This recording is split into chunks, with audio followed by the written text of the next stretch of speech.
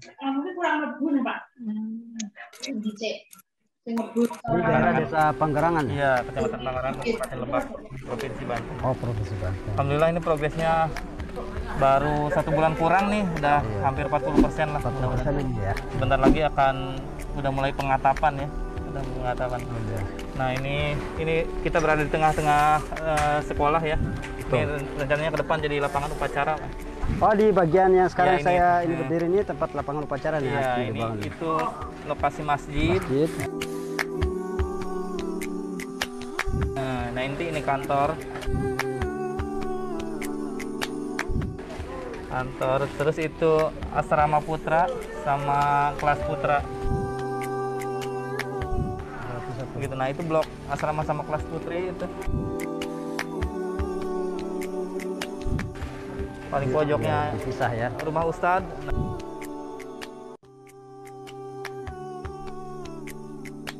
Nah, belakang masjid juga ada rumah Ustadz lagi. Oh, yang di belakang masjid ini. Jadi alhamdulillah di sini Iya. ini baru tahap awal pembangunan. Jadi rencananya ke depannya insya Allah akan ada pengembangan ke belakang.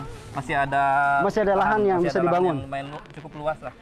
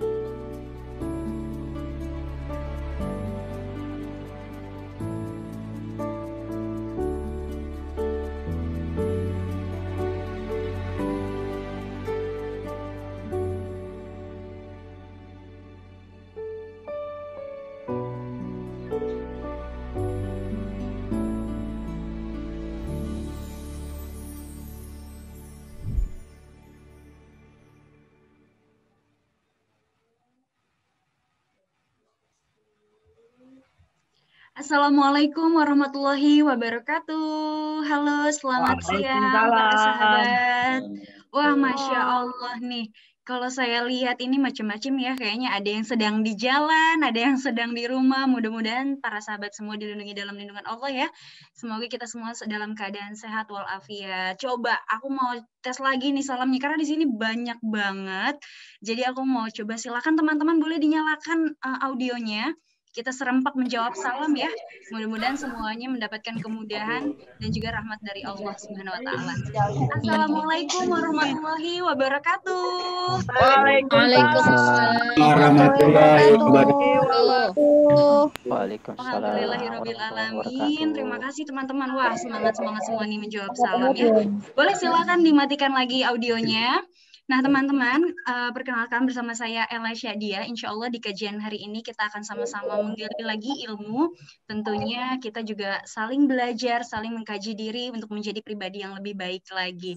Dan kalau misalnya ngomongin tentang hijrah nih, tentunya teman-teman juga pasti punya cerita pribadinya ya, punya cerita masing-masing tentang hijrahnya. Dan pastinya juga ada perjuangan, ada tangisan, ada kebahagiaan dan juga kenikmatan dari hijrah yang teman-teman mungkin sudah rasakan, sedang jalani, sedang dalam proses dan sebagainya.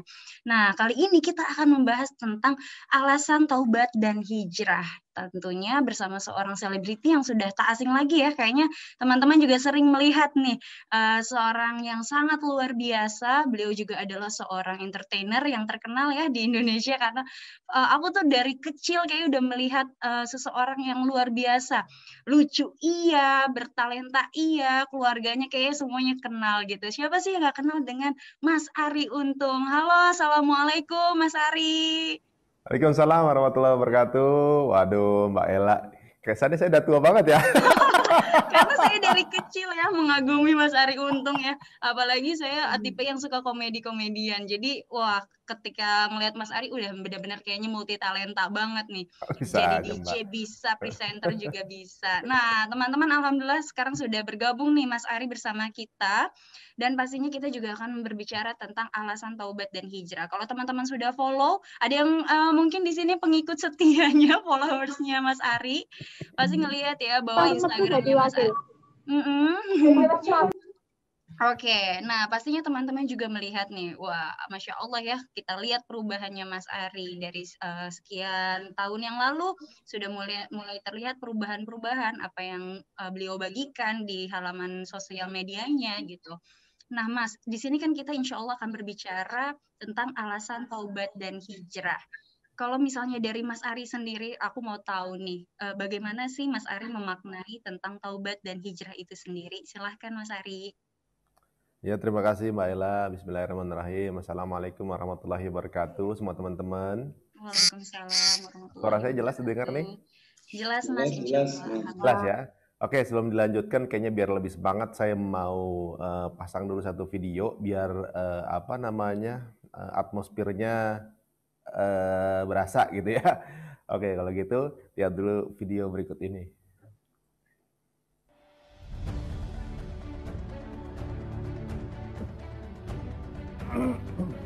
Tapi jarang ada orang tua yang marah kepada handphonenya karena udah merusak anaknya. Mencintai penduduk yang ada di bumi, maka engkau akan dicintai penduduk yang ada di langit. Bersaudara, Allahu Akbar. Dia yang tabrakan, saya yang bisa.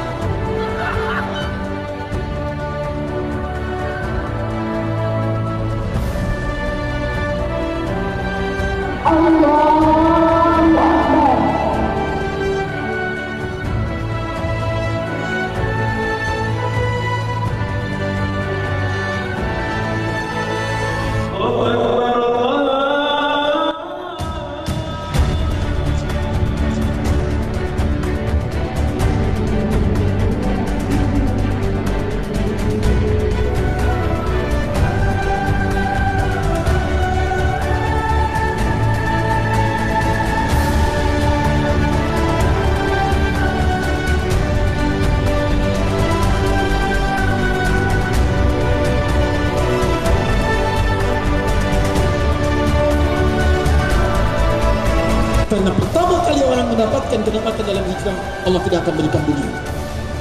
Jangan Anda pengen hijrah untuk mendapatkan keuntungan dunia yang banyak, terlalu kecil.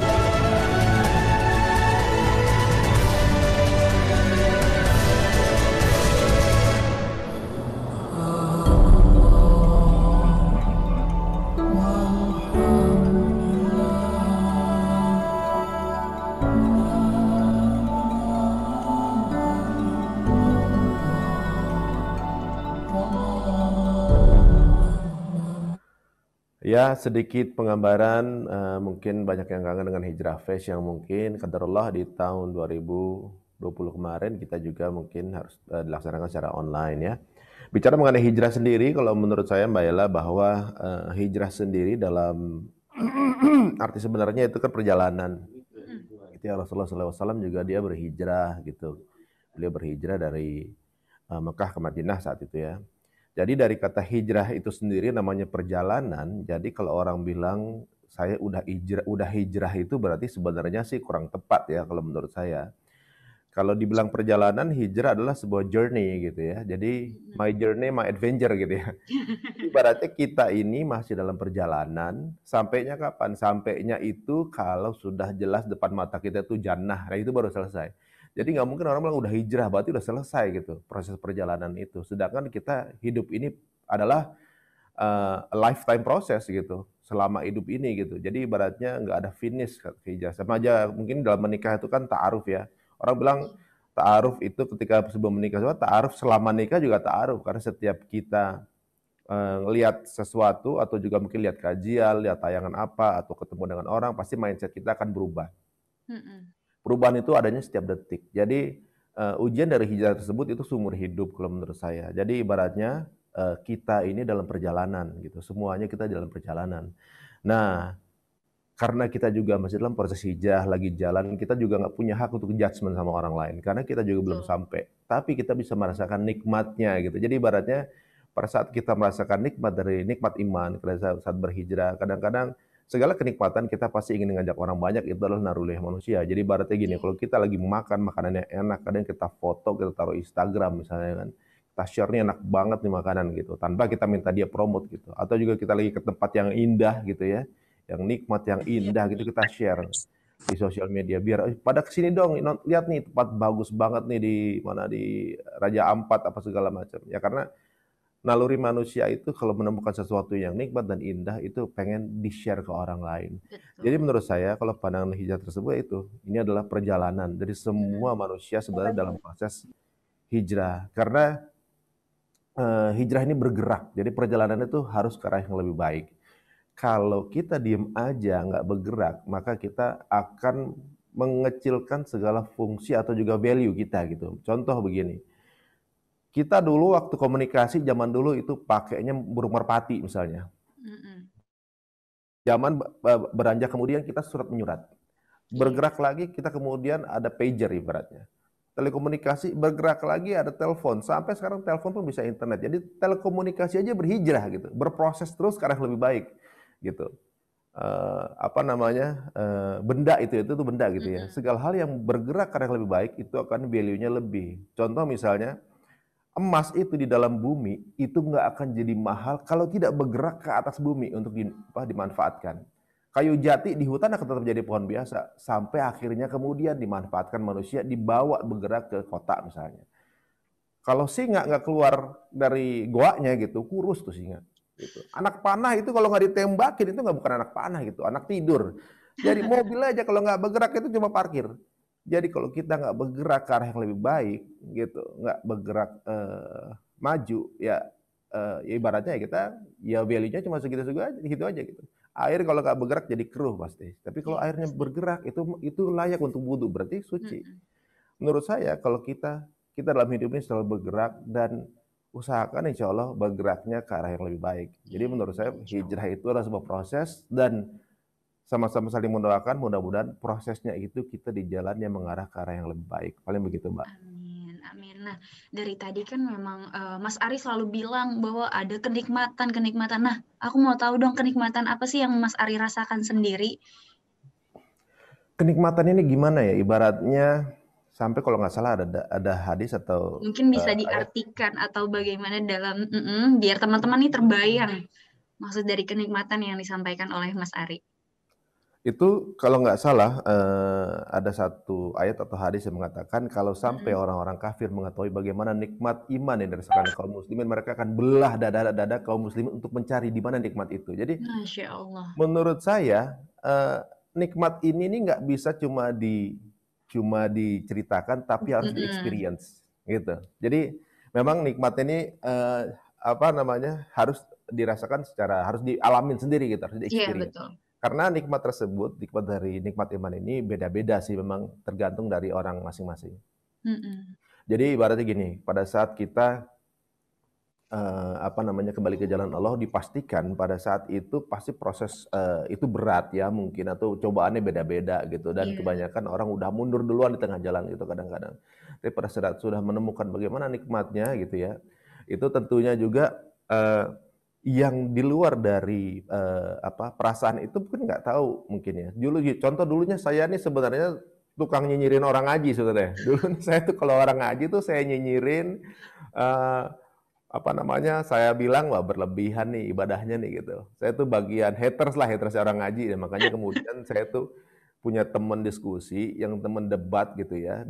Beliau orang ngaji, saya orang yang ya bisa dibilang agak liberal lah gitu ibaratnya. Ya jadi orang baik aja gitu, segala macam gitu. Men-challenge segala hal bersifat keimanan gitu. Nah, karena pada saat itu saya di luar, saya nggak melihat bagaimana nikmatnya sholat subuh pagi-pagi ke masjid misalnya. Saya nggak tahu nikmatnya sholat malam, bagaimana nikmatnya berkumpul dengan orang soleh, bagaimana nikmatnya bertemu dengan ustadz gitu. Kalau dulu ya nikmat menurut saya ya ada di panggung gitu kan, ibaratnya di nikmat panggung. Duniawi ya Mas. Ya hura-hura segala macam itu nikmatnya di situ. Tapi ujung-ujungnya kan capek juga, apa hidup begini terus, ibaratnya saya berangkat pulang kerja, kemudian ngabisin waktu sampai malam, tidur sebentar, pagi kerja lagi, muter begini terus kayaknya kok capek ya gitu. Buat mengarah ke maksiat ke neraka aja capek banget gitu kan gitu. Ibaratnya kayak gitu. Sekarang kayaknya dikasih jalan yang lebih mudah dan lebih indah gitu. Satu, kita bisa nikmat bisa berkumpul dengan keluarga gitu. Nikmat kemudian bisa dapat banyak ilmu, tapi rezekinya juga nggak kurang. Jadi semua gitu dicukupkan gitu. Kadang-kadang dulu awalnya kita meninggalkan riba itu berat kan gitu. Kayaknya apa-apa kok mau dapatnya berapa aja habis terus gitu ya. Kok dikit-dikit ditipu orang, kok gampang banget mobil rusak atau mungkin anak sakit atau segala macam gitu. Sekarang semuanya tuh dibikin ya dicukupkan, income-nya dicukupkan, tapi pengeluaran juga dicukupkan. Jadi ibaratnya kita butuh apa ada gitu. Lagi kepingin ada yang kirim misalnya, tiba-tiba tolong endorsein, lagi kepengen makan ini ada yang endorsein gitu. Something yang ibaratnya kita nggak bisa takar polanya datang tiba-tiba, selalu yang unik-unik gitu. Contoh, saya waktu ajak istri untuk mulai belajar saat itu kan, beliau nih berat banget untuk pakai hijab, itu berat banget sampai akhirnya jadi hater saya gitu, jadi musuh terbesar. Justru haters datangnya dari keluarga sendiri ya Mas, apalagi yang istri gitu. Dia ya bisa bilang terbesar karena di rumah kan gitu ya. Waktu itu mungkin cara saya salah, agak ngegas segala macam kan, dan deketin dia sampai akhirnya mungkin udah bisa dilihat ada di YouTube juga di bagian proses itu. Di situ saya mempelajari bahwa kalau dia nggak ikut ya udah kita bisa selesai gitu, atau nggak ikut sama imam gitu kan. Dulu baru belajar masih ngegas gitu. Kemudian saya kembali berpikir, akhirnya ketika dia mungkin udah benar-benar oke, kalau gitu kita sama-sama masing-masing gitu kan. Saya mundur. Apa saya yang salah atau dianya memang tidak dijalankan bersama saya, tadi saya pikir gitu. Akhirnya saya lebih memilih mundur untuk saya meminta sama yang punya hatinya dia.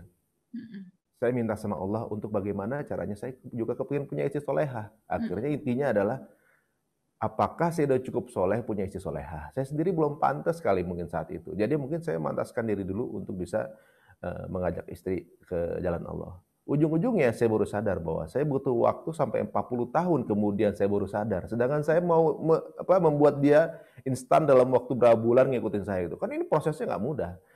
Sampai akhirnya mungkin proses beliau itu ada di YouTube ya, dia cerita bagaimana proses itu sembunyi-sembunyi sama saya segala macam untuk beli hijab apa segala macam. Nah di ujungnya saya baru sadar bahwa kenapa dia berat saat itu, karena dia sangat pede dengan rambutnya saat itu. Dia kepengen buka butik saat itu juga waktu itu, dan buka beauty clinic sama teman-temannya. Semuanya hancur begitu aja ketika semuanya minta dia berhijab. Jadi saya udah kayak menutup segala target-target atau tujuan-tujuan yang dia inginkan saat itu. Saya cerita pengalaman ketika akhirnya dia berhijab, kemudian kerjaan yang setiap hari tadinya syuting, tiba-tiba nol, nggak ada apa-apa, di rumah aja. Kemudian dia nanya ke saya, Pi, dia panggil saya Pipi di rumah, Pi, what next abis ini? Bilang gitu kan. Jujur saya nggak tahu, saya bilang, aku juga nggak tahu sayang. Kita coba ngikutin Allah aja, kita tunggu aja apa ketentuan Allah buat kita. Kita pakai tabungan aja sekarang yang untuk berjalan hidup dulu gitu. Saya cerita ini di mana? Saya cerita ini ketika dia lagi launching brand hijabnya dia. Jadi ibaratnya Allah akan ganti apa yang dia kepengen saat itu nggak jadi. Malah ketika dia berhijab, Allah kasih nikmat itu, gitu. Dalam waktu mungkin nggak instan, tapi butuh proses dan juga pembelajaran cara mungkin apa segala macam berhubungan dengan perdagangan. Dia diberikan waktu untuk proses, tapi Allah akan kasih asal kita bersabar. Cuma sekali lagi, jika tujuan hijrah kita dunia, tadi kata Ustadz tadi ya itu terlalu kecil gitu. Jadi jangan sampai hijrah kita disebabkan satu hal apapun yang intinya di dunia ini gitu. Misalnya hijrah karena kepengen kaya, atau karena kepengen kawin, atau mungkin hijrah karena kepengen dianggap alim sama lingkungan. Itu akan alasan yang sama yang akan membuat kita kembali ke jalan yang lama pada saat ternyata ketika hijrah nggak ada uangnya. Ketika hijrah ternyata nggak jadi kawin. Ketika hijrah nggak tahu dia malah jauhin teman-temannya. Karena tujuannya untuk dunia ya Mas. Benar. Kalau tujuannya untuk sesuatu di dunia, benar nanti akan balik lagi. Iya.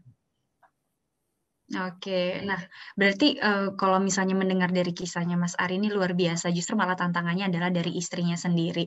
Nah berarti kan yang di sini yang mulai awalnya adalah dari Mas Ari dulu hingga akhirnya mengajak keluarga, terutama istri nih Mas. Kalau boleh tahu apa sih Mas, kapan nih momen titik baliknya Mas Ari sehingga akhirnya memutuskan, oh iya nih udah waktunya nih aku untuk lebih baik dan lebih mengenal Allah. Itu kapan Mas momennya? Itu 2016 ya. Jadi sebenarnya prosesnya bertahap gitu ya. Dulu pertama kali lebih belajar Islam ketika saya mau menikah saat itu dulu kan. Saya dulu ingin menikah dulu sebelum sama istri saya sama seorang non-muslim waktu itu kan. Kemudian hampir saya kemudian Mengikuti. Ya hampir begitulah gitu ibaratnya. Tapi qadarullah ada ketentuan lain dalam waktu singkat tiba-tiba saya prosesnya cepat banget gitu, akhirnya menikah sama istri saya. Ini kan sebenarnya sebuah nikmat gitu. Masya Allah langsung diganti ya Mas? Diganti, waktu itu selesai, nggak jadi, justru saya dapat hidayah dari kitab agama yang lain gitu. Kemudian saya dapat hidayah, waduh, berarti memang kebenaran ada di Islam. Nah saat itu kemudian menjomblo, tiba-tiba kenal istri saya dan langsung menikah.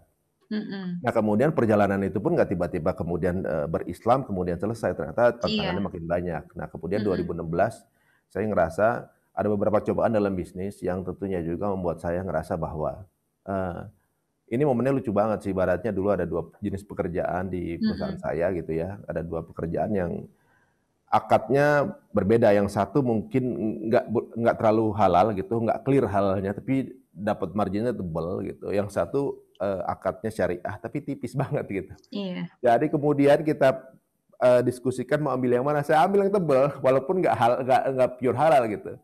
Udah diambil, dapat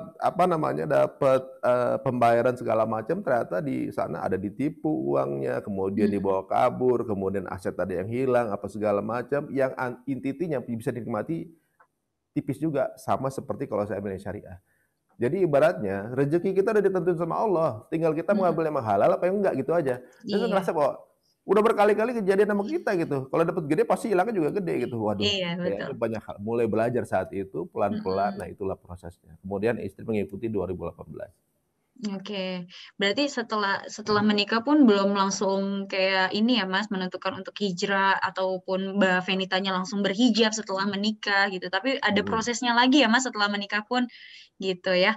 Ada proses benar. Karena waktu setelah menikah kemudian saya mendedicate karya-karya yang bisa saya buat itu ada investasinya ke agama. Misalnya waktu saya bikin layar lebar tahun 2015 gitu, film Alif Lam Mim gitu. Kemudian ada IP yang mungkin secara acara komedi dulu kan saya produser Tawa Sutra ya, kemudian ketika bikin acara di beberapa stasiun TV lain saya masukin itu nilai-nilai dakwah gitu yang baru saya tampilin lagi di IG sekarang gitu, nilainya apa sebenarnya, tapi mungkin saya balut dengan komedi, cuma masih malu-malu dulu, nggak bold. Mungkin kalau sekarang lebih pede lah gitu untuk mengutarakan itu gitu. Oke, tadi bilangnya sekarang udah mulai lebih pede untuk lebih mengutarakan dan kayak untuk benar-benar real dakwah gitu ya Mas. Kalau kemarin mungkin kalau bisa dinilai masih diam-diam gitu, kayak dikit-dikit dimasukin gitu. Nah kalau boleh tahu yang membuat Mas Ari kayaknya mulai makin pede untuk berdakwah melalui apa yang biasa Mas Ari kerjakan, baik itu entertainer dan juga mungkin dari sosial media. Kalau boleh tahu apa tuh Mas yang bikin Mas Ari akhirnya pede untuk berdakwah? Jadi awalnya itu dari kenikmatan ketemu sama, waktu itu kan diajak sama ketika sudah mulai ngaji pelan-pelan gitu, memang teman-teman ada yang mulai sedikit jaga jarak sama saya, itu lumrah lah menurut saya, lumrah, walaupun sekarang udah dekat-dekat lagi semua gitu, tapi lumrah di awal-awal. Belum ada waktunya PSBB, tapi PSBB duluan ya Mas. Udah PSBB duluan gitu kan. Orang bilang new normal, pekerjaan berubah gitu, new normal. Kita udah new normal dari 4 tahun yang lalu gitu. Kita udah syuting dibagi-bagi, nggak ngambil yang ini, kita bisa hidup kok segini gitu ibaratnya. Dan kita udah new normal sebelumnya, jadi alhamdulillah jadi udah terbiasa. Nah, tadi ngomong apa ya? Oh ya, awalnya itu ketika kemudian tiba-tiba saya dihubungi sama teman-teman di musyawarah, mereka sudah ada kajian musyawarah saat itu, tapi masih ya mungkin lebih internal. Saya ngajar sana kok nikmat ya gitu, mulai ketemu dengan ustadz-ustadz gitu kan. Waktu saat itu kemudian mulai tren itu foto, saya awal kan setiap ketemu ustadz saya foto bareng sama ustadz gitu. Akhirnya jadi tren foto bareng ustadz saat itu kan. Jadi ibaratnya nikmat aja ketemu sama ustadz ini gitu ya. Kenapa ya? Nggak tahu ya, mau yang lain fotonya sama artis mana. Dulu saya udah pernah gitu, kayak ketemu sama ustadz tuh sesuatu yang gimana ya, ada ya siapa tahu dia masih mengingat kita ketika di jannah nanti kan gitu. Amin. Nah, kemudian kita daurah, pada saat daurah ternyata jadi gini, kita semua kan kepengen masuk surga gitu ya. Bagaimana caranya? Caranya ya hidup seperti Rasulullah lah gitu ibaratnya kan. Kita tuh pengen masuk surga walaupun kelas ekonomi sekalipun gitu, daripada neraka kelas VIP kan. Gitu. Tetap aja nggak enak gitu walaupun kelas VIP-nya neraka. Tapi kita pasti tujuan utamanya surga yang paling tinggi. Nah caranya gimana gitu? Nah salah satu ustadz bilang bahwa berdiri di medan dakwah walau sejenak itu ada jaraknya dengan ahli ibadah gitu. Oh jaraknya seperti apa? Ternyata ada Rasulullah pernah ditanya oleh sahabat, ya Rasulullah, mana lebih baik? Apakah orang yang berada di medan dakwah atau orang yang menjadi ahli ibadah gitu kan? Rasulullah menjawab bahwa jarak antara orang yang berada di medan dakwah dengan para ahli ibadah adalah jaraknya seperti antara aku dengan orang yang paling lemah imannya. Jauh banget jaraknya. Gitu. Karena orang yang berada di medan dakwah itu nggak mikirin diri sendiri gitu, tapi mikirin banyak orang. Insya Allah mungkin apa yang dilakukannya maka menjadi wasilah para ahli ibadah di bawahnya. Jadi masya Allah tuh berapa pahala ahli ibadah itu yang dia dapatkan juga. Nah di situ mulai mikir loh, tapi kita kan bukan ustadz nih, ustadz gitu. Ngomongnya mau ustadz, kita bukan ustadz. Iya. Kita bukan ustadz gitu kan. Nah menurut Ustadz bahwa berada di medan dakwah itu bukan berarti harus ustadz aja gitu. Jadi misalnya ada acara kajian gitu ya, misalnya ada kajian, ada ustadznya, ada kameranya, lampunya, yang iklanin, sound system, konsumsi gitu. Itu semuanya pahala yang sama dengan ustadznya tanpa mengurus satu dengan yang lainnya. Dan dakwah itu bukan cuma ustadz doang gitu. Misalnya, acara seperti ini bisa jadi dakwah. Bikin media-media Islam juga jadi dakwah, sampai juga mungkin berbuat baik dengan orang lain juga jadi dakwah. Jadi ibaratnya kalau kita mendidik diri kita buat dakwah, insya Allah banyak bonus sih sebenarnya, banyak syiar yang bisa berjalan. Makanya setelah saat itu mulai kita karena berada di industri kreatif, kita menempatkan diri kita berada di posisi-posisi yang berada di dunia dakwah gitu. Kemudian keluarlah IP seperti Hijrah Fest, kemudian animasi Rico the Series gitu. Entah insya Allah tahun ini mudah-mudahan kita bisa launch Muslim Kids TV. Mungkin bisa menggantikan peran Netflix dan DLL gitu ya misalnya. Nanti kita kasih trailer dikit ya. Oke. Masya Allah ya, karena memang semuanya pasti ini pada punya bidangnya masing-masing. Dari situlah kita mulai berdakwah dari yang biasa kita geluti gitu ya. Kalau Mas Ari adalah seorang entertainer, cara berdakwahnya adalah lewat situ, mengajak teman-teman artis juga ya pastinya ya Mas Ari ya, untuk selalu mengenal sama Allah. Nah, kalau misalnya Mas Ari tadi bilang kan sebenarnya ada pro kontranya juga pasti Mas, apalagi Mas Ari sebagai seorang public figure gitu. Kira-kira ada nggak kenangan-kenangan nih yang mungkin Mas Ari masih kenang, atau mungkin kayak komen-komentar dari masyarakat dan sebagainya yang membuat Mas Ari bahwa mungkin inilah ujiannya orang yang berhijrah, ada nggak Mas? Iya memang ada, dan pada saat pertama kali waktu dulu ya mungkin sudah mulai posting mengenai nge-repost ustadz atau agama segala macam, saat itu belum banyak kan. Udah mulai banyak haters saat itu ya, dan itu pertama kali saya ngerasain punya haters gitu ya, dan ternyata ya baru tahu bahwa kata-kata tuh lebih tajam dibanding dipukul gitu ya, lebih tajam tuh kata-kata bisa kita nggak bisa tidur gitu. Sampai waktu ada hater saya yang nyerang saya sampai nyerang istri juga gitu, padahal saat itu istri belum berhijrah, jadi makanya istri jadi musuh saya, jadi segara-gara dia jadi diserang juga gitu kan. Tapi akhirnya tiap malam gitu, pada di momen itu saya tuh suka buka sosmednya dia untuk ngapusin komen hatersnya biar dia nggak dapet gitu. Secara pas dia tidur saya hapusin tuh komen-komen yang nggak enak gitu biar dia nggak ngebaca itu gitu. Untuk hindarin itu. Nah hal ini sih sebenarnya lumrah ya gitu. Kita juga dapat nasihat bahwa jalan dakwah itu bukan jalan yang tenang gitu, bukan jalan yang santai-santai aja gitu. Tenang aja. Di jalan ini Nabi Nuh menangis di sini, Rasulullah menangis di jalan ini, semua nabi-nabi menangis di jalan ini, para sahabat juga menangis di jalan ini. Jadi ibaratnya jikapun untuk mendapatkan ridha Allah kita harus melewati itu, ya udah so be it. Kita jalanin itu gitu. Tapi lagi pula kan cuma dapat ujatan netizen doang gitu, rasanya juga nggak sakit. Lama-lama udah terasa kayak hal yang biasa. Udah kebal ya Mas. Nanti sedikit demi sedikit waktu yang akan menunjukkan gitu sebenarnya apakah ada kebaikan di sana. Ya, pada saat siapa tahu pada saat proses itu saya juga terus mendoakan siapapun yang jahat sama saya atau zalim sama saya, setiap sebelum tidur saya doain saya udah maafin mereka semua tanpa kecuali, entah saya tahu atau enggak, entah sengaja atau enggak, pokoknya saya maafin semuanya. Jadi itu bikin saya ngerasa ikhlas. Saya berharap kalau saya yang zalim sama saya maafin, masa Allah nggak maafin dosa saya gitu. Jadi ibaratnya pada saat pertama kali terima kata-kata pedes, apalagi mungkin dari orang yang kita kenal gitu, atau juga mungkin artis lain misalnya, ada juga yang pernah gitu ke saya. Mungkin ada perasaan sebel, ada gitu, tapi apakah perlu dibalas? Menurut saya sih enggak sih, soalnya ketika orang itu mengeluarkan kata nggak enak ke saya, yang punya masalah adalah dia dengan kata-katanya, tanggung jawabnya sama Allah. Gitu. Kalau saya bales, maka saya yang punya masalah tanggung jawab kata-kata saya gitu. Jadi kalau menurut saya, misalnya saya dihujat sesuatu yang buruk misalnya pun, ya saya doa aja kalau mereka yang benar, ya Allah mudah-mudahan ampuni saya. Kalau mereka yang salah, ya mudah-mudahan Allah ampuni mereka. Jadi mudah-mudahan apa yang dilemparkan ke saya itu saya anggap ini menjadi sebuah transferan lah gitu. Santai aja, karena kalau pada saat kita nggak merespon dengan sesuatu yang melakukan hal yang sama, menurut saya sih itu akan hilang begitu aja, cuma butuh waktu 1 atau 2 hari gitu untuk ada isu baru yang mereka akan konsentrasi ke tempat lain gitu.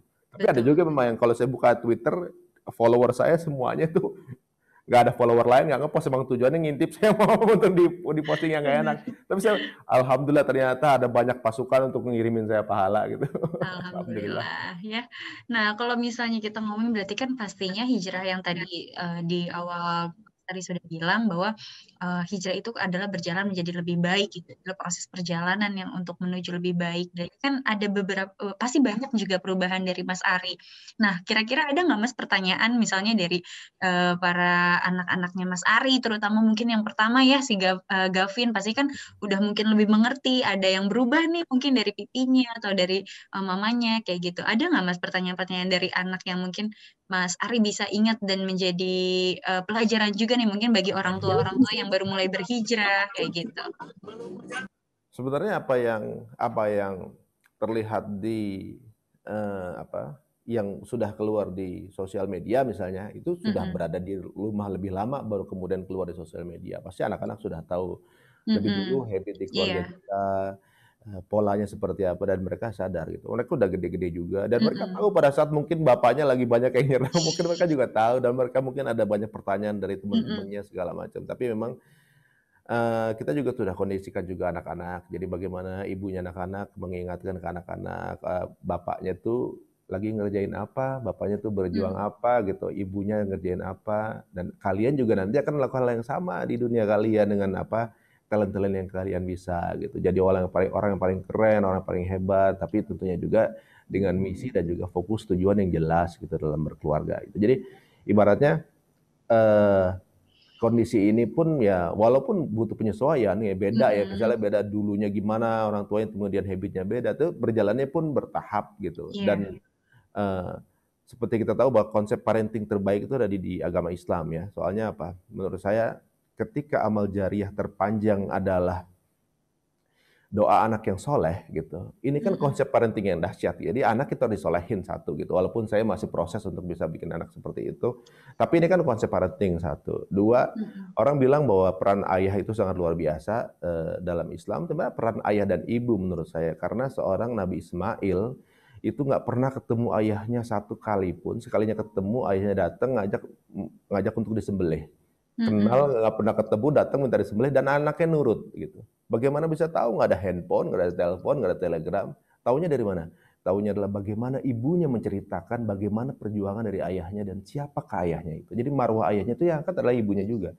Jadi menurut saya bahwa peran komunikasi juga sangat penting, karena nggak bisa tiba ujuk-ujuk berubah kemudian frontal, tapi pasti butuh prosesnya ini pun harus dengan cara-cara yang lembut gitu. Penolakan pasti ada, tahap-tahapan pengenalan juga pasti ada, tapi semua dilaksanakan dengan kelembutan ya pastinya. Betul. Nah, berarti memang semua juga butuh adaptasi dan juga penyesuaian ya Mas dari keluarga. Alhamdulillah semuanya anak juga mulai mengerti, bahkan yang anak keduanya sudah mulai ini ya Mas berhijab juga gitu. Udah Masya 1 Allah. tahun setengah itu malah si Kela ya. Iya, alhamdulillah ya. Nah, Masya Allah sekali nih dari keluarganya Mas Ari. Nah, alhamdulillah nih Mas, kan sudah banyak juga nih beberapa yang ingin bertanya langsung. Bahkan ada yang mulai bertanya dari kolom chat. Coba aku bacain dulu karena ini lumayan lucu juga ya menanyakan dari Syukron _Jakarta. Mas Ari menikah di usia berapa dan beda berapa tahun usia Mas Ari dengan istri? Monggo Mas dijawab. Ya lumayan jauh ya. Saya tuh hampir 11 tahun. Sama Perbedaan istri. usianya. Iya benar. Saya Waduh, Masya menikah Allah. waktu itu umur 29. Baik. Ya, sekarang sih baru 31. Iyain aja ya teman-teman sahabat. Nah, jadi perkiraan segitu. Walaupun perbedaan usia yang jauh juga tentunya terus menjadi proses dari Mas Ari untuk menjadi imam yang baik untuk istri dan keluarganya. Pastinya ya, mari kita doakan semoga selalu menjadi keluarga yang sakinah, mawaddah, warahmah. Nah, Mas Ari, aku mau nanya, kalau misalnya aku lihat kan memang Mas Ari ini aktif banget mengikuti kajian, terus juga ada beberapa kajian yang mungkin bareng dengan teman-teman artis. Kalau dari Mas Ari sendiri memang seberapa pengaruhnya sih Mas lingkungan dan juga pertemanan dalam menjaga keimanan, terlebih lagi untuk yang mungkin baru-baru hijrah, kira-kira bisa nggak ya hijrah itu sendiri gitu? Hijrah sendiri mungkin aja bisa, tapi berat sih sebenarnya, karena yang memudahkan itu tetap aja lingkungan atau pengkondisian dari lingkungan tersebut. Lingkungan ini penting banget ya, jadi ibaratnya kumpulan rusa itu akan aman pada saat semua berkumpul, tapi satu terlepas dari terkam singa nih, gitu. Jadi kalau selama masih dalam kumpulan, kita tuh masih bisa ada saling mengingatkan. Makanya kita berteman dengan orang-orang saleh, satu banyak banget faedahnya gitu ya. Iya, Bisa betul. saling mengingatkan. Dua, salah satu di antara mereka ada yang masuk surga itu bisa manggil teman yang lain yang pernah bermajelis bareng sama dia kan gitu. Nah, kalau soalnya jujur aja dosa-dosa itu kadang-kadang dilakukan pada saat sendirian, pada saat merasa nggak ada yang lihat. Jadi pada saat sendirian kadang-kadang nggak ada yang mengingatkan gitu. Kadang-kadang mungkin kita lagi ngobrol rame-rame ngobrol tiba-tiba kita kepleset gibahin orang gitu. Gibah tuh ibah. Ada yang ngingetin kan gitu ibaratnya. Pengkondisian terhadap hal tersebut pun mungkin ada sedikit hikmah dari surat Al-Kahfi ya, bagaimana pemuda Al-Kahfi itu ketika satu negara waktu itu kalau nggak salah negara Romawinya apa ya saya lupa tuh. Nah si Romawi itu sedang penuh maksiat. Para pemuda ini kemudian tidur di goa sampai berapa 300 tahun kalau nggak salah gitu kan. Itu berarti Allah mengkondisikan, mensterilkan orang-orang yang dipilih Allah ini untuk nggak ikutan maksiat itu gitu.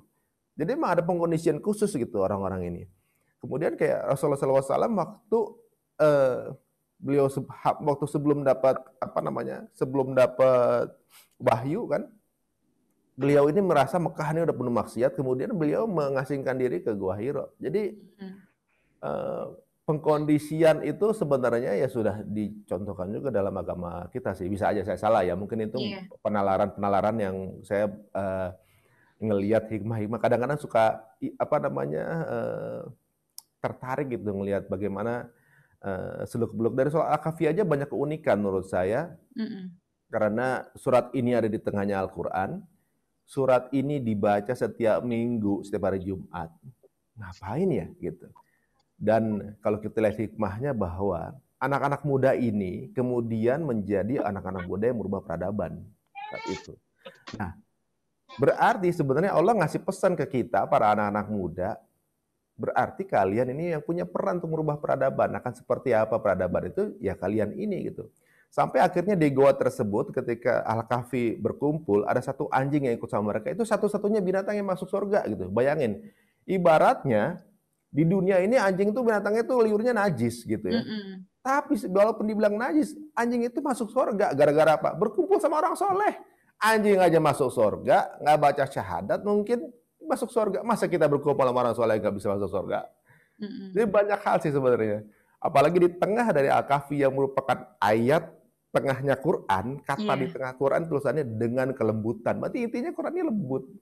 Jadi Masya Allah banget. Jadi ibaratnya dari Al-Kahfi sendiri itu banyak menimbulkan semangat sih spirit kita gitu. Apakah teman-teman yang sedang berhijrah atau mendekat ke jalan Allah ini sedang dikondisikan dengan walaupun situasi makin berat untuk umat muslim ya, makin berat sebenarnya adalah sedikit lagi menuju kemenangan, karena biasanya kalau ketika ibu-ibu sedang hamil paling sakit itu berarti sebelum dikit lagi lahir. Iya betul. Jadi ya insya Allah mudah-mudahan semua bersabar, semuanya berukhuwah. Dengan cobaan pandemi kayak gini sabar aja, makin berat berarti sebentar lagi kita akan sukses melewati ini, insya Allah. Amin, insya Allah. Nah, Masya Allah sekali ya sahabat ya, kita mendengar kisah hijrahnya dari Mas Ari itu memang sangat menginspirasi. Mudah-mudahan teman-teman juga kita sama-sama saling mengingatkan untuk selalu istiqomah dalam jalan kebaikan menuju jalannya Allah. Amin, amin ya Rabbal Alamin. Nah, sebelum itu kita ada yang mau lewat dulu nih para sahabat. Jadi jangan kemana-mana, kita lihat dulu yuk video selanjutnya. Silakan.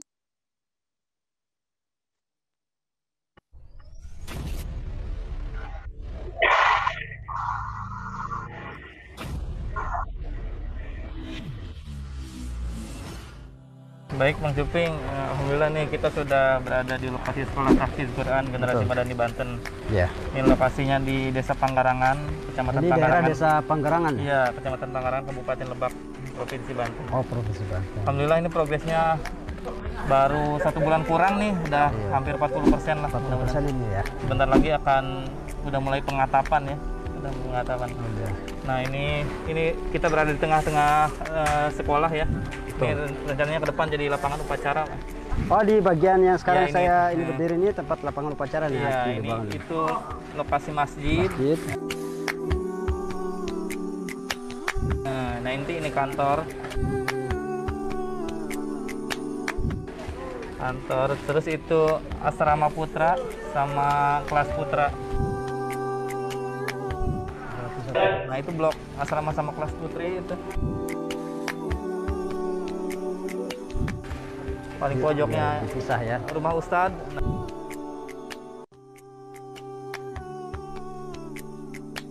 Nah, belakang masjid juga ada rumah Ustadz lagi. Oh, yang di belakang masjid ini.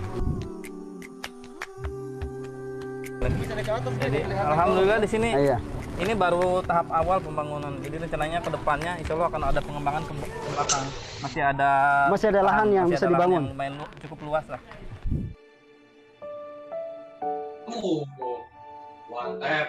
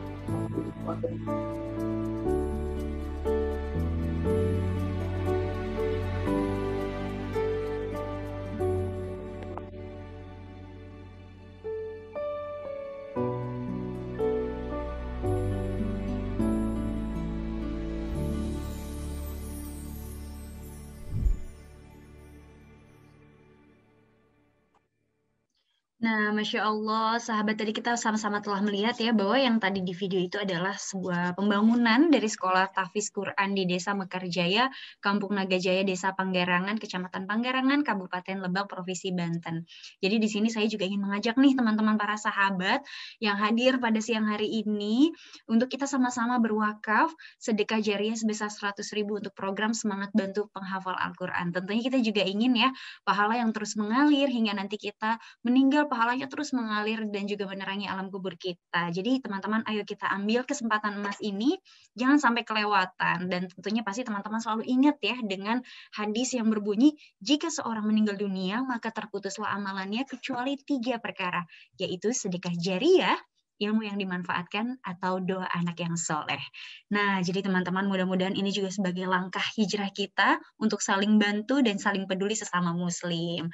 Gimana nih Mas Ari? Alhamdulillah, Masya Allah sudah banyak loh pertanyaan yang masuk. Karena kita masih temanya membahas tentang alasan taubat dan hijrah bersama dengan Mas Ari Untung. Di sini Alhamdulillah sudah banyak nih pertanyaan-pertanyaan. Jadi teman-teman yang ingin bertanya boleh silahkan langsung saja di grup ya. Nanti akan dipilih pertanyaan yang menarik akan kami bacakan. Oke Mas Ari, kita masuk ke dalam sesi tanya jawab nih. Dari para hadirin insya Allah ya, mudah-mudahan semuanya menanyakan sesuatu yang menarik dan pastinya menambah keimanan kita kepada Allah Subhanahu wa Ta'ala. Dari yang pertama nih Mas, ada yang bertanya, namanya Wati Takita di Bekasi. Pertanyaannya ialah bagaimana menguatkan hati untuk istiqomah hijrah di mana banyak omongan orang di luar sana dengan sikap kita yang sudah hijrah. Wah, jadi masih kepikiran nih Mas dengan omongan-omongan orang. Gimana ya Mas caranya untuk istiqomah dan menguatkan hati? Kira-kira kalau dari Mas Ari gimana? Sebenarnya itu tadi sebelumnya juga terima kasih Mbak Wati ya untuk pertanyaannya. Memang nggak mudah sih sebenarnya untuk melewati itu sebelumnya. Itu tadi salah satunya untuk membuat kita istiqomah gitu ya, walaupun sekarang juga masih proses. Saya juga untuk istiqomah juga masih banyak butuh doa, kita juga belum finish. Jadi salah satunya itu dengan cara ya berkumpul dengan banyak orang-orang yang mengajak ke kebaikan gitu, disibukkan dengan hal-hal kebaikan, dengan lingkungan-lingkungan yang benar-benar positif gitu. Itu satu. Jadi kita nggak punya waktu untuk aura negatif, itu nggak punya waktu lah gitu ibaratnya. 2, kalau hubungannya itu ungkapan-ungkapan nggak enaknya itu adanya di sosmed, caranya 1 sih sebenarnya, ya jangan dibuka sosmednya saat itu gitu. Kalau siap punya sosmed, siap nge-like orang, siap nge-dislike orang atau komen ngendek sama orang, itu pun bisa terjadi sama kita gitu. Jadi pada saat kita sudah siap punya sosmed, maka siap dengan konsekuensi yang ada di situ. Kalau siap berdakwah di sosmed, ya siap juga akan dikontrakan dakwahnya di sosmed gitu. Tapi ibaratnya setiap kenikmatan pasti juga ada cobaannya gitu. Kalau kita anggap itu tidak perlu diklarifikasi sih sebenarnya sih ya biarin aja orang memiliki pandangan seperti itu, ntar juga berubah juga. Karena seperti kalau nggak salah Sayyidina Ali bilang bahwa ya kita tuh nggak perlu, Sayyidina Umar atau Sayyidina Ali saya lupa ya, kita nggak perlu menjelaskan sesuatu kepada orang, siapa diri kita kepada orang lain, karena yang suka sama kita, yang teman sama kita nggak butuh itu, yang benci sama kita juga nggak akan percaya itu, jadi percuma gitu. Kalau orang udah mindsetnya nggak suka, kapanpun dia tetap akan nggak suka. Pasti ada pernah dengar cerita nggak yang ada orang tua sama anaknya naik satu keledai gitu. Pada saat anaknya naik keledai, orang akan nyinyir nih, anak benar-benar durhaka, bapaknya suruh naik keledai, anaknya naik. Bapaknya yang naik, bapak benar-benar nggak tanggung jawab ini ya. Anaknya suruh narik, bapaknya yang naik. Giran dua-duanya nggak naik, dua-duanya di jalan, naik keledainya. Benar-benar nggak, masih dinyinyirin juga ya. Nggak ngerti juga kenapa ada keledai, kenapa nggak dinaikin dua-duanya. Benar-benar emang nggak ada peri kemahlukan banget ini. Tega sekali gitu. Benar. Ya. Jadi ibaratnya nggak akan pernah bikin semua orang happy gitu. Kalau kita poros dari bisa dibilang tolak ukur kita tuh pendapat orang, itu nggak akan pernah happy. Ngapain kita hidup untuk bikin pendapat orang bagus, padahal orang itu kita nggak kenal gitu. Kadang-kadang kita beli barang yang sebaik kita nggak butuh, pakai duit yang kita nggak punya untuk cuma buat nyenengin orang yang kita nggak kenal. Kan ngapain? Nyenengin Allah cukup dah, nggak perlu pakai duit macam-macam. Gitu. Ya paling begitu Mbak. Ya sabar aja, nggak usah dilihat sosmednya kalau saya. Betul, mudah-mudahan terjawab ya, karena memang kalau dengerin ngomongan orang tuh nggak bakal ada habisnya ya Mas ya. Pasti ada aja kurangnya. Nah, selanjutnya nih Mas, ada dari Mbak Tanti di Jember. Pertanyaannya ialah, pernahkah Mas Ari merasakan ingin kembali ke masa lalu sebelum hijrah? ketika Mas Ari sedang diuji. Lalu bagaimana mengatasinya? Gimana, pernah atau enggak gitu saya? Gimana Pertanyaannya adalah pernah nggak Pernahkah? Mas Ari merasakan ingin kembali ke masa lalu? Oh, pernah enggak ya. Itu kan pasti ya secara naluriah karena kita pernah melewatinya, kemudian juga pernah merasakan kenikmatannya itu gitu kan. Pasti merasa itu pernah ada gitu. Jadi ibaratnya gini, orang yang pernah kecanduan narkoba misalnya ya, gitu. Kita kadang-kadang suka nyinyir sama orang yang suka kecanduan narkoba gitu misalnya. Tapi karena apa? Kita dikasih nikmat untuk nggak bisa ngerasain nikmatnya narkoba itu. Sedangkan mereka tuh bisa ngerasain nikmatnya narkoba gitu kan. Nah, pada saat mereka udah tobat, ada narkoba tuh kadang-kadang, aduh dulu rasanya aduh enak banget, ada pasan kayak gitu.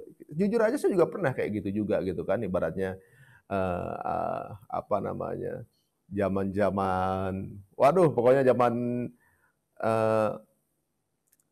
di panggung besar atau gimana gitu, rasanya memang seru banget sih ya masa itu segala macam gitu. Tapi kemudian ya tablis iblis ya gitu, tipis banget gitu. Jadi ibaratnya hal-hal seperti itu tuh lumrah dan kadang malah yang hal-hal seperti itu atau mungkin cobaan-cobaan godaan lain yang pernah terjadi di masa lalu itu akan lebih mudah diaksesnya ketika sudah lagi jalan Allah, bener deh.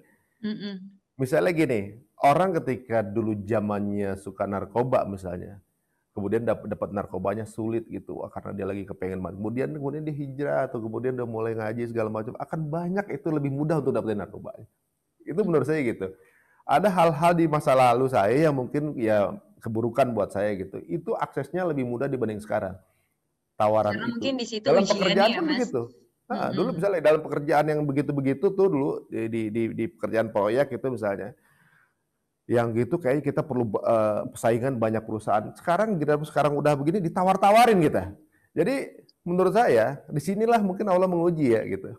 Ujian itu datang pada saat oke, kita tes loh, masih balik apa enggak gitu. Dan kadang-kadang ujiannya nggak kaleng-kaleng gitu. Tawarannya datang ke kita dengan kemudahan dan nominal yang besar. Siapa yang nggak mau gitu? Ya itulah dia. Kadang ya kita masih goyang, mau nggak mau kita nanya sama Ustadz gitu. Paling benar begitu. Jadi kalau saya pada saat lagi begitu-gitu diskusi sama Ustadz, kebetulan kita punya beberapa guru yang enak diajak diskusi gitu kan.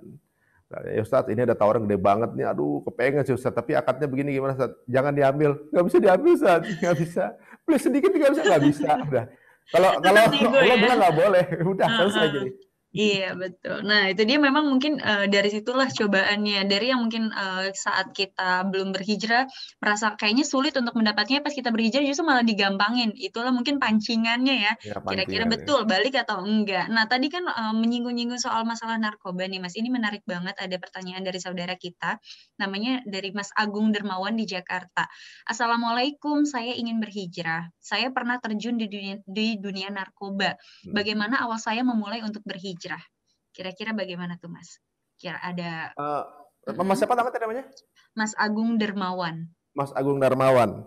Mas Agung, apa namanya? Ini juga mungkin saya juga pemikiran ini dulu ya gitu. Bagaimana dulu tuh saya tuh ngidolain orang-orang superstar zaman dulu ya. Rockstar, band atau legend segala macam, yaitu gaya kehidupan dulu saya kejar gitu ya.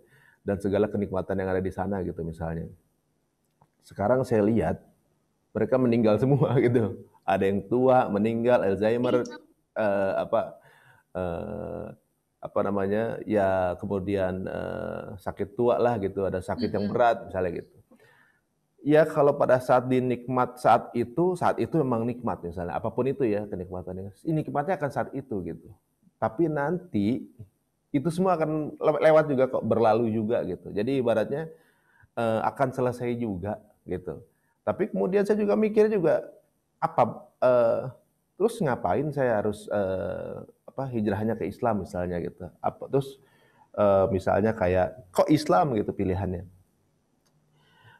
Dulu saya juga mikir bahwa ya bisa aja ke tempat yang lebih bukan Islam, mungkin gimana gitu rasanya. Nah, saya ngerasa bahwa banyak hal dalam Islam ini yang luar biasa menurut saya. Sebelum kita hidup gitu, bagaimana dunia tercipta, bahwa bumi ini diciptakan yang terakhir itu dengan Big Bang Theory katanya di abad 19 seperti dibilang oleh Stephen Hawking. Tapi ternyata Quran udah bicara di abad 14. Dan banyak penemuan lain seperti pada janin di tubuh atau juga mungkin segala hal yang tentunya juga mungkin baru ditemukan di abad 19, dunia kedokteran, dunia kesehatan, itu sudah bicara Quran di abad 14. Dan semua yang kita lakukan sekarang ini dalam kehidupan ini, masuk kamar mandi, makan, segala macam, di dunia kesehatan bisa dibuktikan bahwa teori dalam Islam itu match dengan dunia kesehatan. Jika yang sebelum dan yang sedang itu adalah dibuktikan kebenarannya, bagaimana kita nggak mempercayai yang akan datang? Jadi konsep Quran ini jelas, sebelum, sedang, dan sesudah. Jadi ketika dua-duanya yang kita di luar jangkauan kita itu udah benar, berarti kita nggak ada deniable bagaimana apa akan terjadi dan kedepannya, karena sudah ada kisi-kisinya. Jadi contoh, misalnya kalau kita nonton Avengers gitu kan, kita nonton Avengers, kita udah tahu pasti Avengers bakal menang gitu. Tapi ngapain kita tonton gitu? Karena kita pengen lihat perjuangannya seperti apa prosesnya kan. Sama aja kalau nonton bola gitu ya. Kita kalau cuma mau nonton skor, lihat aja besok di internet pasti skornya akan ada. Ngapain kita nonton live? Karena kita kepengen lihat bagaimana proses perjuangannya. Nah Allah sendiri udah tahu semua yang dihidupin ini akan dimatiin. Pernah nggak kita mikir, terus ngapain kita dihidupin? Ternyata dihidupin, Allah mau ngelihat siapa yang ketika diciptakan orang-orang ini yang berjuang di jalannya. Gitu. Kalau kita ternyata hidup kita cuma habis buat narkoba, gitu, kemudian habis misalnya buat hura-hura, foya-foya, tiba-tiba kita nggak sadar mati. Udah nggak ada waktu lagi untuk balik, nyesel, dan ternyata kita bukan termasuk orang yang terpilih itu. Tapi untuk siapapun itu, yang mungkin saya juga punya teman yang mungkin berkecimpung di narkoba pun ada juga, banyak juga. Tapi ya saya ngerasa bahwa jangan kita jauhin juga, dan juga jangan kita judgement, sama sekali jangan kita judgement. Karena kita nggak pernah tahu mereka endingnya seperti apa. Siapa tahu mereka endingnya husnul khotimah. Siapa tahu sebelum selesai mereka bertobat dan diterima Allah. Lah kita belum tentu. Kemarin ada satu legendary rocker gitu, gaya hidupnya masya Allah benar-benar dulu, zaman dulu itu dia buka konsernya Metallica, gaya hidupnya benar jauh dari Islam, dan kita udah nganggap dia wah ini pasti ahlul nar nih waktu misalnya kita mikir zaman dulu. Tapi kemudian dia berhijrah, ngajak banyak musisi masuk Islam, kemudian di jalan Allah berdakwah sampai Ustadz dari Sulaiman dia juga yang ngajakin jadi berhijrah. Kemarin baru meninggal nih kemarin. Kita nggak pernah tahu bagaimana seorang legend yang kita anggap hidupnya wah jauh nih dari surga, meninggalnya husnul khotimah. Jadi kita nggak boleh judgement sama orang, kita nggak boleh pesimis juga sama diri sendiri, tapi kita maknai kita nih sedang di dunia ini lagi ngapain, kita asalnya nih dari mana, terus kita antara mau kemana, udah itu aja paling dipikir itu aja. Ntar kita ngapain abis ini ya? Terus lagi hidup nih lagi ngapain nih kita hidup ya? Paling gitu mas. Mudah-mudahan memberikan satu insight tersendiri kenapa sih kita harus hijrah mas gitu. Jadi mudah-mudahan ya, walaupun itu nikmat, proses lah pelan-pelan gitu. Insya Allah ya mudah-mudahan ada diberikan jalan buat masnya, menggunakan jalan-jalan yang mudah dan juga mungkin jalan-jalan yang bisa dibilang lembut dan enak juga buat mas ya, karena hijrah itu mudah dan juga enak kok gitu. Amin, insya Kita Allah. doakan sama-sama kalau gitu. Iya betul. Berarti langkahnya dari apa dulu nih? Apakah harus langsung mendekati ustadz atau belajar agama sendiri melewati buku? Kira-kira ada nggak? Paling gampang sih menurut saya mungkin lihat kajian dulu gitu. Kalau saya paling gampang dulu emang lihat orang yang segaya hidup dengan saya, endingnya kayak gimana gitu kan. Yang rocker kebanyakan ya meninggalnya kalau nggak OD, bunuh diri, ya kemudian sakit berat misalnya, ya meninggal juga ujungnya gitu. Kita menuju sesuatu yang kita udah tahu ujungnya gitu, ngapain gitu kan. Nah, kita sedang menuju ke situ loh. Misalnya kita mau jalan ke jurang nih, kita mau jalan itu yang udah di jurang udah pada jatuh nih. Kita lagi menuju ke sana, mau jalan terus atau kemudian kita mau cari jalan lain. Oke, baik. Nah, mungkin bisa bisa tercerahkan nih dari Mas Agung. Mudah-mudahan semangat terus Mas untuk hijrahnya ya, karena tentunya siapapun punya kesempatan ya.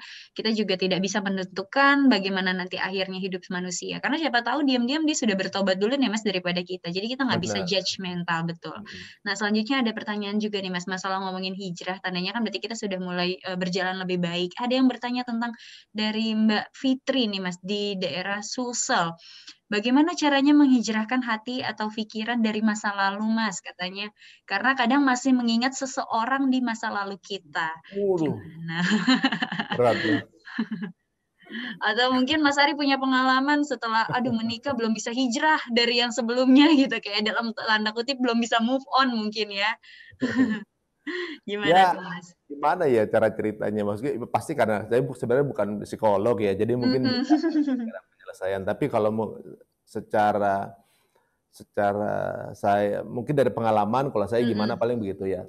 Iya, Mungkin betul. setiap orang punya penyelesaian masing-masing karena tipe masalahnya beda-beda. Tapi kalau move on dengan orang yang lama, dulu itu sebenarnya waktu yang zaman dulu nih, jadi buka sendiri untuk saya. Jadi flashback ya, Mas. Jadi, dulu waktu hampir menikah dengan yang berbeda keyakinan dulu itu udah ya punya hubungan cukup lama gitu, ada 8 tahun kalau nggak salah. Wah, gitu kan. Masya Allah. Jadi ibaratnya Kalau udah lunas ya, Mas? Kalau cicilan kayaknya udah lunas udah sih kalau lunas, 8 ya. tahun. Dan apa namanya, untuk dialog agama itu aja sampai 3 kali karena istikharah itu saya ibaratnya udah dikasih kode, ibaratnya saya tuh mungkin kode-kode jawaban ketika istikharah tuh jawabannya memang nggak berjodoh, tapi saya nggak mau dengan jawaban itu, maunya jawabannya berjodoh gitu. Jadi ketentuannya gimana, dengan cara apapun hasilnya tetap sepertinya memang nggak berjodoh gitu sama dia, tapi tetap kekeh ya, seolah pilihan cuma dia doang gitu. Sampai akhirnya pada saat udah dialog kemudian saya menemukan hidayah dari yang tadi saya ceritain tuh. Oh ternyata benar kebenaran ada dalam Islam dan undeniable. Mau nggak mau ketentuannya begini ya saya nurut gitu ya. Jadi satu cerita sedikit dulu sebelum saya diajak dialog, saya tanya sama Ustadz, saya mau diajak dialog agama sedangkan saya ilmunya juga kurang, itu saya mesti ngapain? Mas Ari, sepanjang perjalanan habis sholat 2 rakaat baca Bismillahirrahmanirrahim, jangan putus gitu sepanjang perjalanan sampai gitu kan. Terus bagaimana, ngapain lagi Ustadz? Saya juga nggak tahu, saya nggak pernah debat katanya gitu. Waduh, memang nggak tahu apa yang akan saya hadapin. Kemudian saya sepanjang perjalanan saya baca Bismillahirrahmanirrahim segala macam, kemudian saya, Tuhan siapapun apapun zat itu tunjukkan kebenaran buat saya gitu. Akhirnya terjadilah dialog saat itu dengan pokoknya bagaimana pembenaran, bagaimana caranya saya tetap bisa nikah sama dia gitu kan. Sekarang dialog ternyata kebenaran ada dalam Islam gitu. Akhirnya saya di situ udah benar deh, udah nggak bisa lagi kayaknya, emang ditunjukin kode seperti ini. Sepanjang perjalanan saya nangis gara-gara bukan karena nggak jadi berjodoh, tapi saya tanya sama Allah, ya Allah, saya ini punya amalan apa ya Allah? Saya habis ngelakuin apa ya Allah? Saya udah di pintu keluar dari agamamu ya Allah. Saya udah hampir keluar dari pelukanmu ya Allah. Saya udah memunggungimu, saya tinggal melangkah menjauhimu ya Allah. Tapi apa yang membuat saya masih kau peluk lagi ya Allah? Apa yang membuat kau masih ingin aku menjadi seorang muslim? Itu dalam pemikiran, aduh udah hampir saya murtad ya Allah, udah pikir gitu. Ternyata jawabannya adalah dari ke-99 nama Allah. Bismillahirrahmanirrahim. Yang Rahman yang Rahim itu yang saya sebut-sebut terus, itulah yang merangkul saya kembali insya Allah. Jadi banyak hal-hal di luar itu yang kemudian saya ngerasa, ya Allah ini nikmat banget cuma baca Bismillahirrahmanirrahim doang itu. Ya Allah ngasih nunjuk banyak sekali kenikmatan. Besokannya saya nggak mau berhubungan, saya terapi nggak mau hubungan sama dia juga begitu. Udah kita terapi nggak mau telepon, nggak mau apa, biar nggak gimana gitu ya, biar nggak balik lagi yuk kita terapi. Kamu dengan kepercayaan kamu, aku dengan kepercayaan aku nggak kontak sama sekali. Itu udah kayak orang biasa ya, masih zamannya dulu ABG patah hati saat itu kan, galau. Tak, istri saya nganterin sepupunya casting, ketemu di situ. Dia ngobrol pelan, tapi nggak begitu, masih galau kesana. Ternyata pas saya ngobrol gimana, katanya nyambung. Nggak butuh lama dan kemudian kita menikah. Jadi Allah ketika ngasih hadiah itu nggak tanggung-tanggung. Kalau Allah mau mah, karena ya Allah yang punya kita. Iya. Ini ngasihnya juga. Kalau kita masih ragu, saya udah nggak ragu lagi, saya tinggalkan, udah nggak ragu, nggak tahu nanti depannya seperti apa udah gitu. Tiba-tiba Allah kasih hadiah. Habis menikah, kemudian Ramadan pertama kali itu nikmat banget, kita bisa taraweh bareng, bisa puasa bareng, sahur bareng. Nggak mungkin saya bisa nikmatin kalau kita nggak seakidah. Kemudian ketika kemudian anak saya lahir pas malam takbiran itu nikmatnya tambah-tambah. Jadi ya Allah. Masya Allah. Awalnya mungkin galau, balik-balik lagi ke mantan, balik-balik kan. Itu karena kita ngerasa hati kita kesana terus. Tapi kalau kita yakin Allah akan ngasih hadiah, Masya Allah, hadiahnya tuh nggak akan kaleng-kaleng. Jadi Allah ini menurut saya adalah zat yang mampu melakukan apa saja, tapi ada satu hal yang tidak akan dilakukannya, yaitu mengingkari janjinya. Betul. Janjinya pasti. Jadi insya Allah, yakin aja. Insya Allah kalau misalnya itu mantannya kira-kira deket, kalau gitu mantan yang ngajak ibadah terus sih sebenarnya perlu dipikirkan sih sebenarnya. Kalau mengajak ke kebaikan terus ya mungkin ada dari kita yang salah gitu. Tapi kalau misalnya ya memang belum berjodoh gitu. Kalau paling gampang sih sebenarnya orang tua deh, bagaimana radar orang tua kalau menurut saya. Iya, betul. Nah, radar orang tua ini ya mungkin salah satunya yang bikin saya masih dilindungi ya doa-doa dari ibu saya juga, ibu dan bapak saya. Alhamdulillah. Nah, mudah-mudahan Mbak Fitri bisa segera move on ya. Bisa segera terjawab dan digantikan yang terbaik dari Allah Subhanahu wa taala. Amin. Nah, Mas, selanjutnya nih Mas masih ada beberapa pertanyaan. Mungkin Mas Ari mau ada video dulu yang ingin diputarkan kepada para sahabat? Boleh. Untuk para keluarga di rumah atau para sahabat atau juga mungkin yang memiliki adik-adik ya. Jadi mungkin sekarang jadi sekolah online. Iya, betul. Dan banyak lihat tayangan YouTube gitu ya. Mungkin kadang-kadang terkontaminasi dengan tayangan dewasa atau juga mungkin yang belum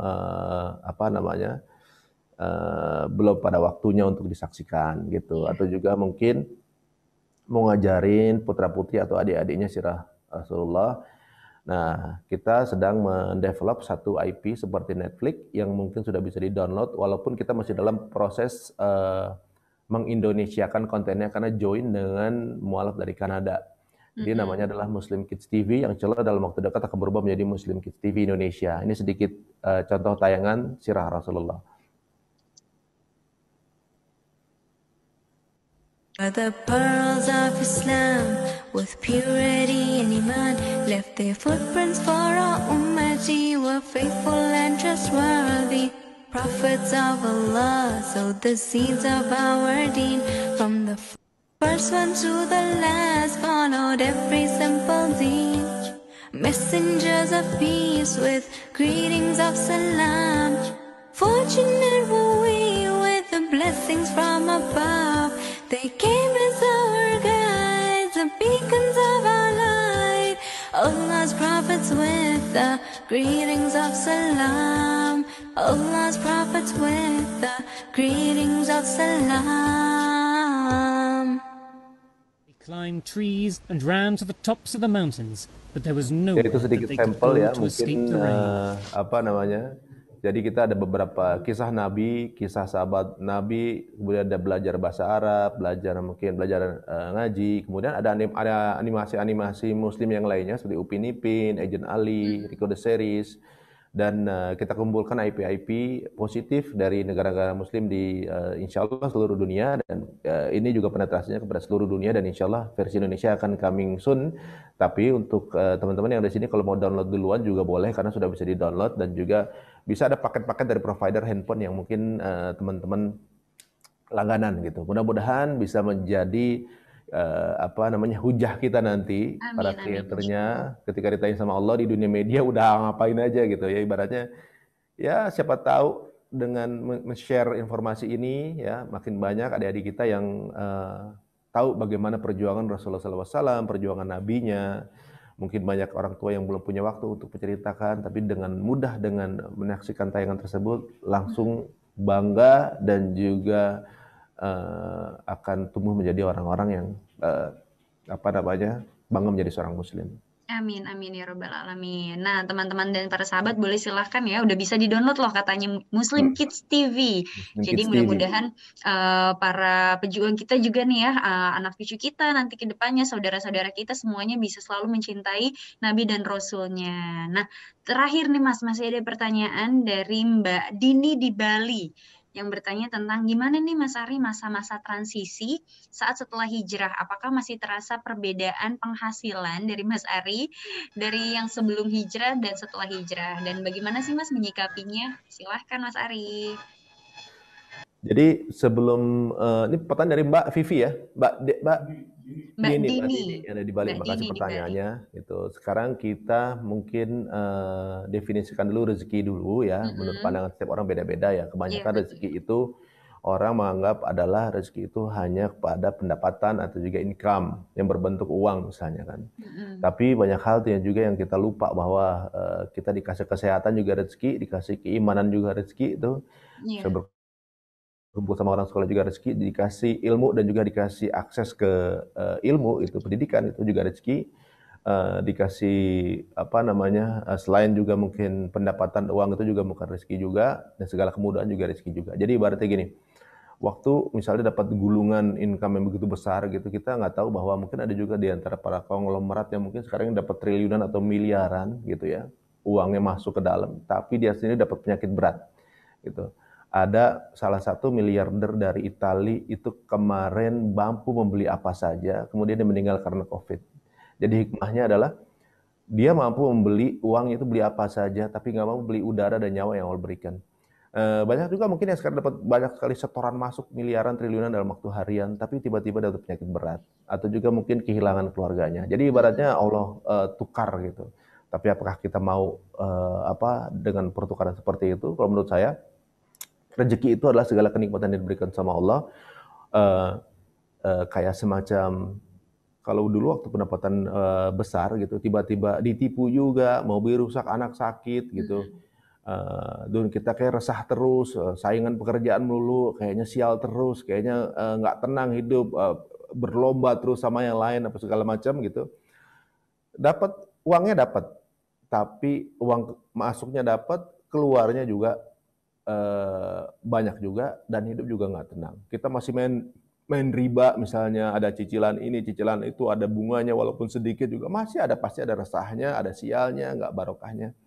Nah, alhamdulillah dengan ketika mulai mengikuti apa yang dijalankan Rasulullah atau di jalan Allah ini, semua serba tenang gitu, semua serba dicukupkan. Jadi ibaratnya kita lagi kepengen apa bisa ada, misalnya kita kepengen beli rumah, wah rumahnya kemahalan, tiba-tiba rumahnya dimurahin, dimampukan ke kita gitu misalnya. Dulu waktu awal-awal kita mulai belajar dan kemudian pekerjaan agak sedikit lebih sulit gitu, kita kemudian diundang-undang dalam sebuah misalnya ada perbicaraan atau talk show gitu, kemudian ya kalau dalam kajian kadang-kadang ada hafalah gitu, yang mungkin kalau dibandingkan dengan kita nge-MC sehari-hari itu bisa satu dibanding 10 atau 20 gitu misalnya. Tapi kita nerima aja, kita ya Allah, ya Masya Allah nih. Ya Allah nih rezeki banget nih, kita save ya gitu. Kita jadiin buat ini sehari yang kita makan ini halal gitu kan. Mungkin kita masukin berangkas, seolah-olah ini nggak habis-habis gitu. Ibaratnya, walaupun alhamdulillah sekarang secara rezeki dari bisnis, alhamdulillah sudah tercukupi dan Allah sudah mencukupkan, dan nggak akan pernah kita berhenti bersyukur dengan itu. Tapi sekali lagi bukan nominal incoming yang kita jadi nilai, tapi bagian berkahnya. Jadi berkah itu nikmatnya luar biasa. Kita bisa hidup tenang, kita bisa dicukupkan, kita nggak gelisah, keluarga nggak ada yang sakit gitu. Jadi ibaratnya bukan jumlah saldo, tapi jumlah berkah yang kita cari. Jadi mungkin dari perbedaan sudut pandang itu akan menggambarkan semuanya.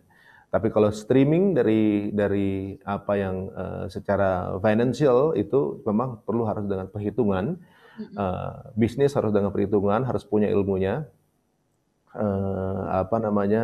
segala hal yang kita jalankan sebagai usaha itu harus ada ilmunya untuk menjalankannya.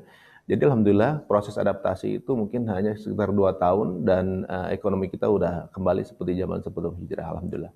Alhamdulillahirrahmanirrahim. Insya Allah semuanya diganti ya. Dan pastinya kalau misalnya sudah hijrah, teman-teman semuanya udah mengikuti alurnya dari Allah, insya Allah berkah ya Mas ya. Karena keberkahan itulah yang akan kita cari, bukan hanya sekedar nominalnya saja. Nah mudah-mudahan telah. Mbak, boleh tambahin, kaya itu penting. Jadi kaya itu penting. Karena ketika kaya kita bisa sedekah, kita bisa banyak hal yang bisa kita lakuin. Jadi kalau bisa jadi orang muslim, kalau ngikutin Pak, sahabat Rasulullah itu 9 dari 10-nya adalah orang-orang kaya. Jadi sebenarnya ekonomi cara syariah, cara Rasulullah ini adalah ekonomi terbaik. Karena jumlah umat Islam di dunia itu 2 miliar. Dan agama terbesar di dunia 2,2 miliar, which is itu gabungan dua agama. Secara ekonomi kita bisa dibilang hampir menjadi agama terbesar di dunia dalam waktu 5 tahun ke depan. Dan jumlah umat Islam terbesar ada di Indonesia itu sebesar 13,7% ada di Indonesia. Jadi pasar terbesar di Indonesia. Kita ini tinggal di tengah pasar, cuma kita bukan jadi penjual, cuma jadi pembeli. Jadi mulai sekarang, ayo semua negara di dunia sedang menaikkan perekonomian syariah, ekonomi syariah. Karena perekonomian cara financial syariah sekarang terbukti yang paling menjadi solusi pada saat pandemi. Karena yang riba sekarang lagi habis usahanya. Iya. Yang berada di jalan syariah, alhamdulillah bisa survive. Ayo sekarang kita yakin aja, jalannya di halal dulu. Insya Allah semua akan balik lagi. Dan kita yang akan memegang peradaban perekonomian dunia insya Allah. Amin, amin ya robbal alamin. Wow, luar biasa sekali ya teman-teman. Masya Allah nih, kalau misalnya mendengar sharing session dari Mas Ari itu memang selalu ketagihan ya. Bahkan nggak berasa nih waktunya sudah habis. Karena pukul sudah menunjukkan 14.33. Jadi kalau misalnya teman-teman yang masih ada pertanyaan, mohon maaf ya. Tidak bisa kami bacakan satu persatu. Tapi kayaknya mulai banyak nih Mas yang bertanya. Terus juga yang mulai sesi curhat gimana setelah hijrah tapi tentang percintaan. Mungkin nanti bisa dibuat sesi ya. Mungkin itu terbagian istri saya aja deh itu. Kayaknya cocok juga nih Mas Ari menjadi konsultan tentang percintaan setelah hijrah. Aduh, Masya Allah. Oke, para sahabat, alhamdulillahirabbil alamin. Kajian hari ini telah selesai. Terima kasih atas pertanyaan yang sudah masuk. Semoga apa yang kami sharingkan pada siang hari ini bisa bermanfaat.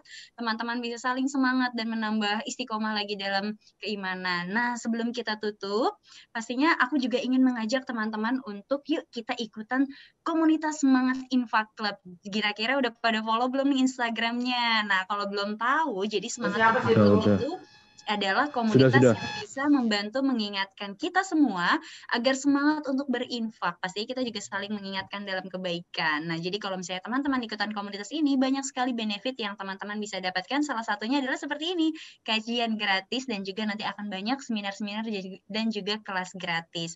Jadi caranya mudah banget. Kalau mau ikutan gabung komunitasnya, teman-teman boleh silahkan langsung saja berinfak dan kunjungi Instagram kami di @semangatinfak.club. Nah, teman-teman, terima kasih. Alhamdulillahirabbil alamin. Mari kita akhiri kajian ini dengan membaca doa kafaratul majlis.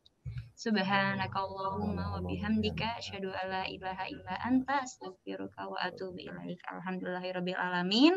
Saya Ella Syadia pamit undur diri. Mohon maaf apabila ada kata-kata yang kurang berkenan. Terima kasih Mas Ari yang sudah berkenan untuk sharing. Ya, teman-teman boleh. Teman-teman iya, komunitas. Alhamdulillahirabbil alamin ya. Yuk Mohon teman-teman. maaf ya kalau ada salah-salah, mohon maaf ya. Iya, siap. Nah, alhamdulillah mudah-mudahan kita bisa bertemu lagi ya, walaupun sekarang masih virtual, tidak apa. Mudah-mudahan teman-teman selalu sehat dan dalam lindungan Allah. Boleh silakan teman-teman dinyalakan videonya jika memungkinkan. Kita akan foto bersama dulu ya bersama dengan Mas Ari. Silakan. Nah, nanti boleh tahan senyumnya agak lebih lama ya, karena di sini Masya Allah pesertanya hingga ratusan. Jadi ada beberapa slide yang nanti akan difoto oleh Mas Operator. Oke, siap semuanya? Bismillahirrahmanirrahim. 1, 2, 3.